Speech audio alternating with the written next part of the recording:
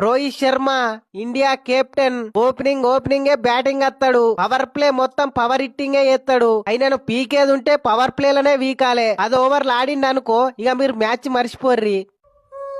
ఇంకో ఓపెనరు గిల్లు అంత ఈజీగా అవుట్ గాడు. ఈ నాట కట్టిరుగది పాము సావదు అన్నట్టు ఉంటది. వన్డేలల్లా చాలా డేంజరు. వీళ్ళిద్దరిట్లల్లా ఎవరు అవుట్ అయినా గాని కొహ్లీ అత్తాడు. అందరు కత్తులతోని ఓడిసో విషమిచ్చో చంపుతారు. ఇతను ఇంకో రకం, సింగిల్స్ తీసే చంపుతాడు. శ్రేయస్ అయ్యరు హాఫ్ సెంచరీ వేయంది అసలు అవుటే గాడు. చివరగా ర్యాంపేజ్ రాహుల్ అంత ఈజీగా ఓటమిని ఒప్పుకోడు.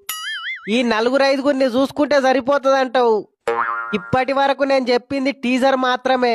అసలు సినిమా వాడు వచ్చినాకనే స్టార్ట్ అవుతుంది. ఫస్ట్ ఈ నలుగురు ఐదుగురు వచ్చి కొట్టినా నొప్పెట్టది గాని మొత్తం ఓపిక అంతా అయిపోయినాక వాడొచ్చి పగబట్టినట్టే కొడతాడు. వాడే కుంగ్ఫు పాండ్యా.